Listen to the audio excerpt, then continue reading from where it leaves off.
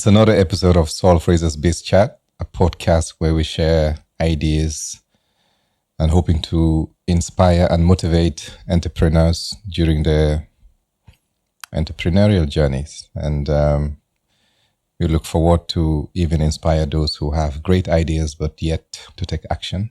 And in today's episode, we're talking about seeking financing or seeking funding or support, so to speak.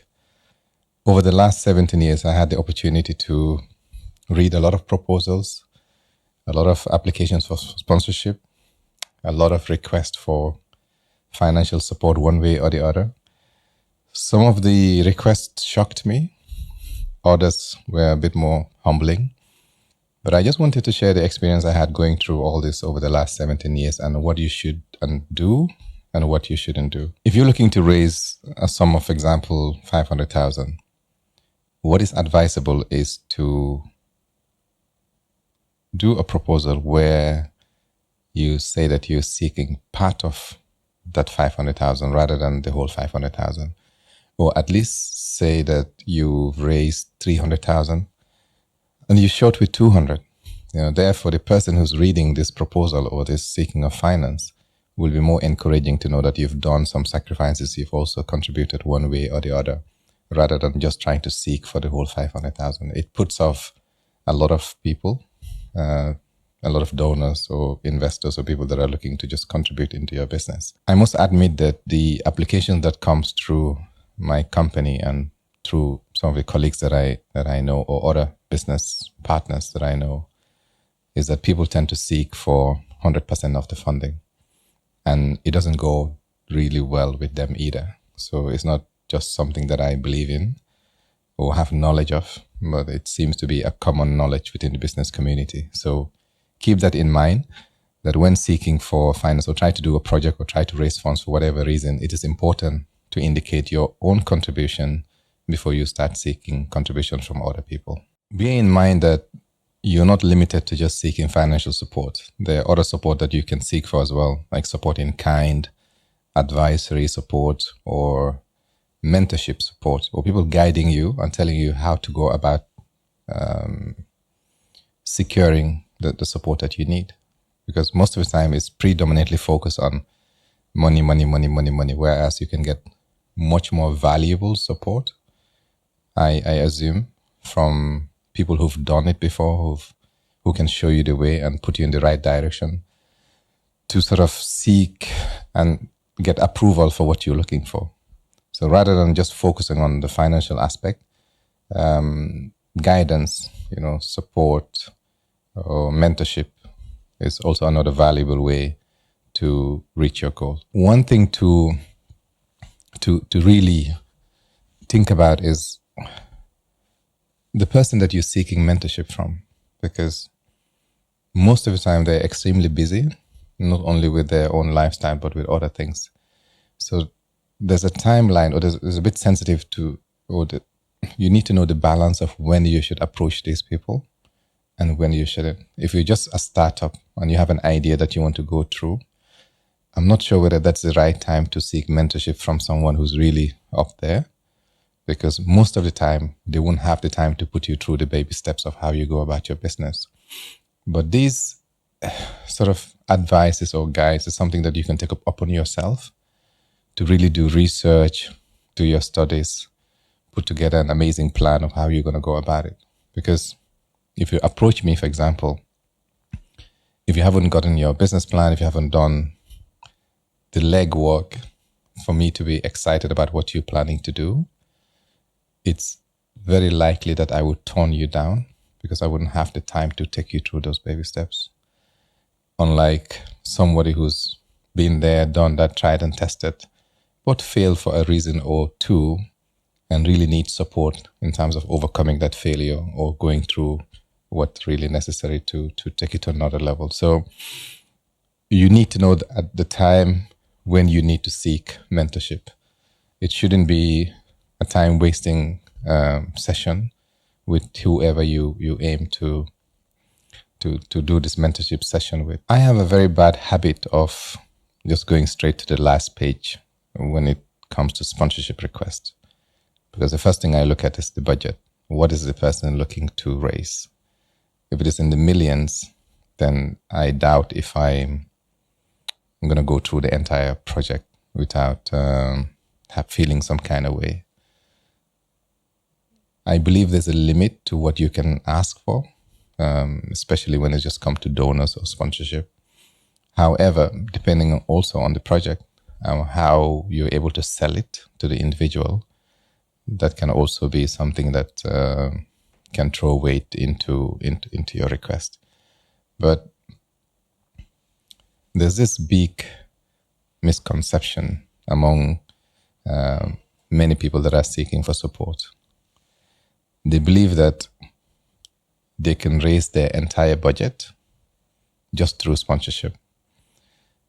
And again, going back to what I said earlier, it's a big, I wouldn't say a no, but it's a bit discouraging for anybody who's looking to give out anything. It's important that you should budget that perhaps between 10 and 20% of your entire budget should be through sponsorship. But to really believe that you can secure 100% funding just on sponsorship, it's very unrealistic. Don't get me wrong, I'm not saying that it's impossible, but just to get your success rate higher, make sure that whatever project that you're planning, that your own investment is there, and then target between maybe 10 to 30% of sort of sponsorship coming through your way. While seeking for funding, obviously, yes, you may succeed, but you also may fail. One thing or two to learn from rejection is that it's never personal. It is never personal. A lot of people take it personal. You have stories where people will come to you or meet you on the street and say, hey, I sent a proposal, and why don't you want to support me when you're supporting X? Or why don't you want to support me when you support these other people? But it's important to note that the rejections are never personal. It could be based on the circumstances that you find the company that you're seeking funding from, or from the individual. But try to learn from it. Whenever there's a rejection, there's a reason why there's a rejection. If you send your proposal at a particular month and get rejected at a particular month, it could be because of that particular month. There's been a lot of expenses for this particular institution. You never know. But just because someone rejects you, don't just close it right there and then. Try and find out the reason why, so that you can take it on board onto your next application. Most of the time you write to this institution or individual, but you never hear back from them. Again, don't just let it slide. If I was in your shoes, or if I'm someone who's seeking, I will try to find out exactly what is the reason why I didn't get a reply. 1. 2, why was I rejected for? Is the amount that I'm seeking for too much? Is it that the timing wasn't the best time? Is it that the time frame of where I needed answers was also difficult? Because there are a lot of people who want to do things last minute. You're trying to raise funds, you write to an institution, and you want them to reply to you within a week or two. Some of these institutions, remember, giving out is not their priority. Their priority is to make money and bring in money so that they can use it for the activities of their business. So the last thing that they would prioritize is giving out. So remember to give a lot of time, a lot of effort, but also follow up. Because again, when proposals come to some institution, they just put it there because you're not the only one seeking. Remember that.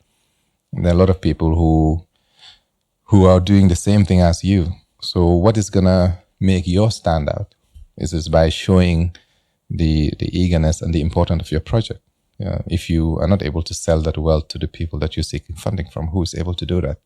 One of the key elements in running or doing anything successful is through doing extensive research. It is said that the best way to predict the future is by looking at the past. We have a lot of past experiences, past case studies where people have done extremely well. What's wrong in looking at how they went about it? At the same time, you have another scenario where people have failed miserably. What's wrong with looking at why they failed as well? We have this age of technology with AI and Google, and there's nothing that you cannot find out there. So by focusing quite a lot on research, it's basically setting you on a path to success. But some reason or the other, people just rely so much on themselves and their own capabilities. Again, there's nothing wrong with that. But I'm just saying, do a research or two, do some studies about success stories and also non-successful stories as well, and hoping to pick a point from these things and take it on board into whatever you want to do. But if I was going to start anything new today, I'll probably focus a lot, perhaps up to 60% of my time doing research about how to make it a successful venture, rather than just relying on my own instincts and so on. Seeking support and making it a successful venture is one of the hardest things that you're probably gonna do, because things are really hard for everyone these days. And for someone to pick up their hard-earned money and give it to you just like that, there must be something that is extremely important, or backing it to the level. One of the ways that I really I wouldn't say prioritize, but that I really would support as a way of doing it would probably be to start with a soft call and just introduce yourself and introduce your project and what you're looking to do, but follow it up with a written documentation to show what is that you're doing, and then obviously be following up after that as well.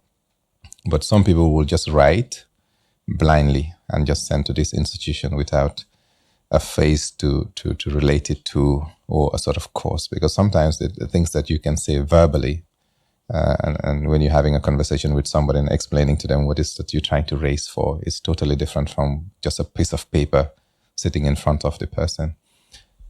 It is very difficult to get an attention of successful people or people that are doing really well, because their mind is everywhere. They're doing so many projects and they're going on. So now your best bet is probably to seek for an appointment, go and see this individual and explain one or two, perhaps maybe together with the write-up.